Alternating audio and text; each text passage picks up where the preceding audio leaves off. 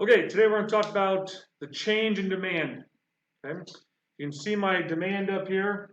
I have a graph.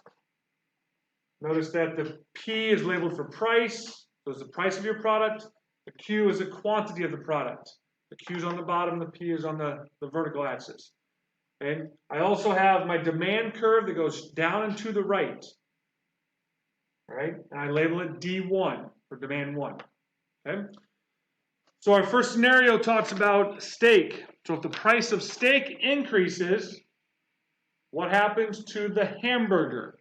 Will hamburger demand go up or down if steak increases? Hamburger demand will go up. So we do this by shifting our demand curve to the right. So you would have it like this, and you would label it D2, like that. And the reason the worksheet gave you was B, the price of substitutes.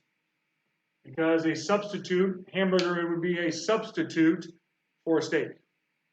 Okay? All right. Next one on the sheet then is low-fat diets grow in popularity. So our product is fresh grapes. So if low-fat diets grow in popularity, what's going to happen to the demand for grapes? It would go up. It would increase. That's correct. So once again, we would draw it V2, like so. Now, our reason why would be E. E is taste and preferences. We all have different tastes and preferences. Okay, so for example, my demand for chocolate Hershey Kisses would definitely go up in the Christmas time compared to maybe somebody else that doesn't like chocolate.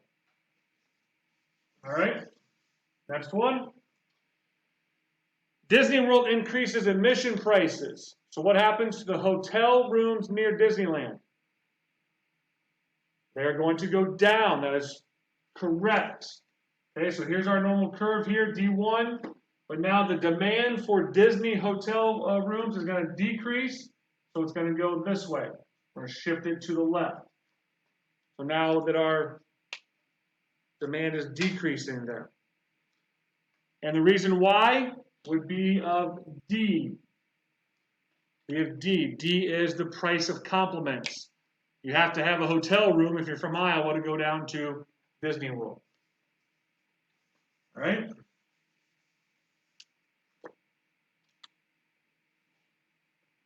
Next one we have is the price of eggs falls. So what happens to bacon if the price of eggs goes down? Okay, so if eggs go down, that means more people are going to want eggs, and they're going to want more bacon. So it's going to shift to the right. D1 will look like that. Again, because of complements. Eggs and bacon would be a complementary good. So that would be, once again, D. I like to have my eggs with bacon. Okay? Next one, the change in demand talks about a hard freeze destroys much of the future orange crop. So what happens to the demand for orange juice today? So we see in the future that Florida just got a big freeze and their future orange crop is destroyed. So what happens to the orange juice demand today? It would increase. It would go up. Therefore, we would label it again as D2. Okay? And then the last one is the price of gasoline increases dramatically. Our product is the SUVs. So what's going to happen to the demand for SUVs if the price of gas goes up? The demand for the SUVs would go down. They would decrease because it becomes too expensive to drive. So we would label it as such. Okay? So this is the change in demand. So notice how demand will change as you have these things happen. Okay? The determinants of demand on your handout talks about these different things. Those are the factors, or these are factors that are going to cause this change in demand to occur. Okay?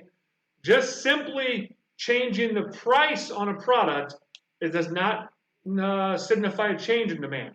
It only affects, it's called a price effect. It's only called a price effect. Okay? All right, the last thing I'm going to talk about in this video is price elasticity of demand. So I'm going to talk about elasticity, elastic and inelastic demand. Okay, so price is elastic. It depends on a lot of things, or demand is elastic. Where if we have a product, let's say pop, if we have a lot of substitutes for it and the price goes up dramatically, let's say it goes up to $10 for a bottle of pop, people have other choices to drink, water, juice, other kinds of pop that's cheaper, okay? So that's called elastic demand because you can have other things, okay? Inelastic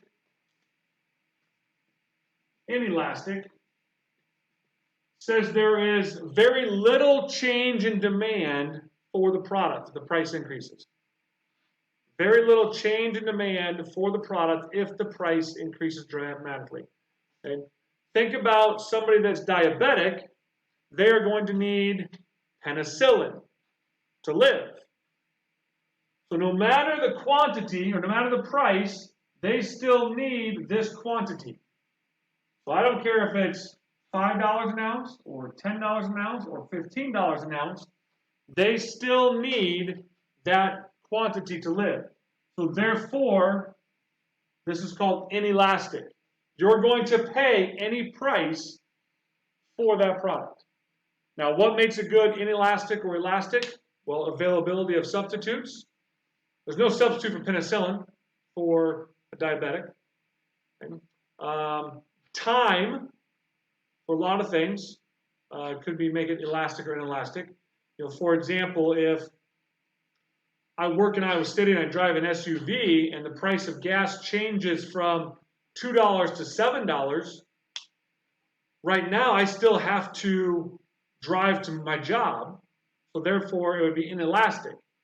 But over time, I could A, get a different car, I could B, carpool, C, ride my bike, whatever, so then that becomes elastic for me. Okay? So the biggest thing about elastic and inelastic is the fact that you want to remember that inelasticity means that the price changes, no matter what it is, people still need this product. They still need this to survive, or they need this product. Okay. So that is elasticity and inelasticity and a change in demand.